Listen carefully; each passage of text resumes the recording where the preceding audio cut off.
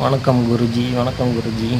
அ போன மாதம் 4ஆம் மாதம் ஏப்ரலில் நான் உங்கள்கிட்ட தீட்சை எடுத்திருந்தேன். ஒரு கடிதம் மூலியமா நான் உங்களுக்கு லெட்டர் அனுப்பியிருந்து, நீங்கள் எனக்கு டீச்சை அனுப்பி எனக்கு இந்த மந்திரங்கள் அமராதாரா மந்திரத்தை எனக்கு அனுப்பி வைத்தீங்க. ஸோ இதனால் எனக்கு ஒரே மாதத்துல நான் பலன் அடைஞ்சிட்டேன்.